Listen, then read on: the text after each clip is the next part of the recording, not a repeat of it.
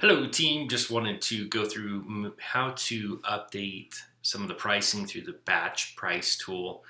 It seems to be one of the things that it's a great tool, but at the same time can be turned around pretty quickly. So wanted to step through it, that way you'll have a full-on video of everything and how to do this next time.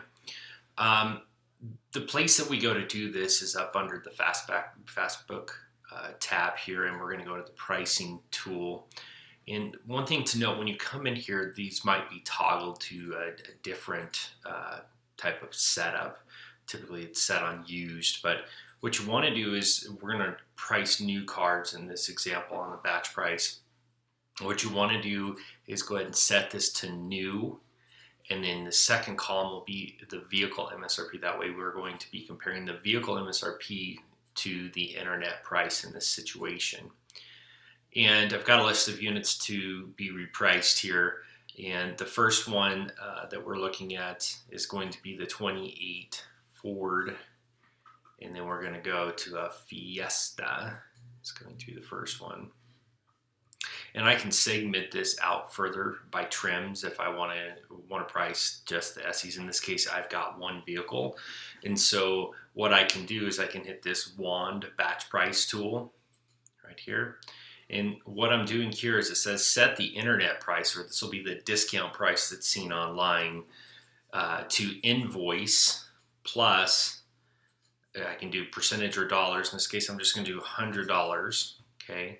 So notice that right now invoice on this unit is $17,149, and the internet price is $17,749, and actually MSRP $17,400. So we're actually higher than MSRP. Not sure what happened there.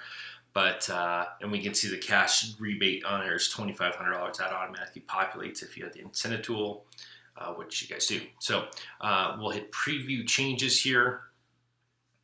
And then I can see it's going to change my price to $17,249, which is just $100 there over invoice. And I'm going to just hit save changes, and that'll update that particular unit. The next one I'm going to look at, we'll just do this in a couple of units so that make sure everybody knows, Ford, and we'll go to Focus. It's going to pull up all my Focus that we have here in stock, and same thing here, we're asking to go 100 over invoice, so I'm simply going to hit this tool. Now I'm setting the internet price to invoice plus $100. Okay. I'm going to preview it, just make sure it looks good. 21,696, moving it to 21,796, applying that to all my units. Go ahead and hit save price there. Okay, so I can just go down the list and knock them out. Now, and the other way to do this is the one request is on the Raptor Super Cabs. And so if I go to F-150 here, I can go down to the trim line and I can see Raptors here. And I can price them out now. The request was to change the Super Cab to $300 over, the gray one at $500, the red one. It's a little bit difficult for me to do that through this view without clicking into it. So I would have to click on each particular unit, and then I can come in here, manually change this price, and then just hit save price, and it'll update that for me. You can also go into the pricing area. Some people like to do this. You can go into the incentives area, and also notice here we do have two incentives that need to be assigned in this particular example. So you can simply click here, and it's saying, hey, this is an 18 Expedition, and it's just asking, is it a 200, 201, 202A, 2A? I don't know. And then the Ford F-150 XL broken out by the trim of the engine. So it's saying the engine's a 5-liter.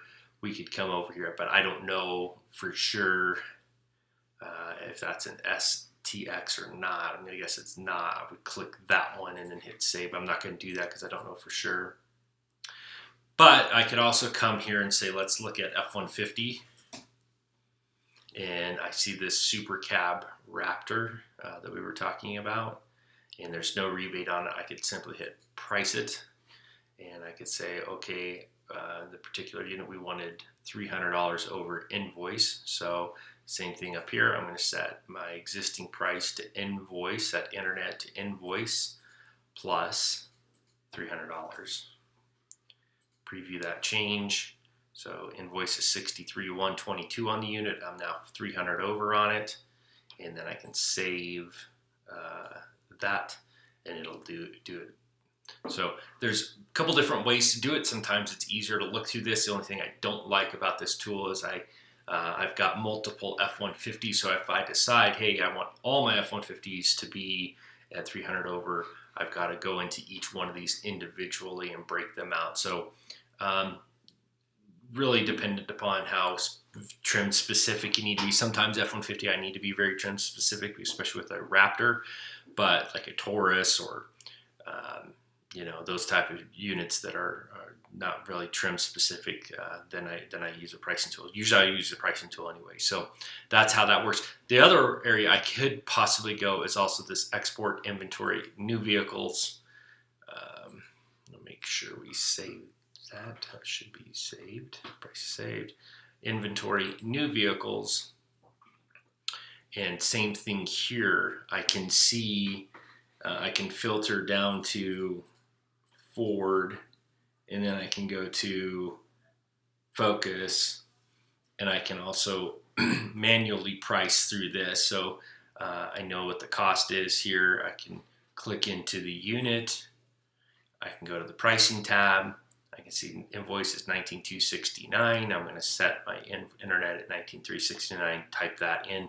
Go ahead and hit save on it, and then it'll be saved. Also, note on this page here on this pricing tab, this price history is available so that you'll know when the pricing was changed, who did it. So in this case, I'm the main log, and MC's my initials, and you can see that I did that via the pricing tool. Notice that on the 3rd of the month, the incentive automatically changed. So we didn't have an incentive there for a little bit on the 2nd, and then the 3rd it rolled forward. But this is a great tool to go back through and kind of see the history log of any changes to the units, any time the price changed, so on and so forth. Along those lines, there's also a vehicle change log. So I flipped over to the vehicle tab here, went into manage lock section, and then this little button up here is the lock history.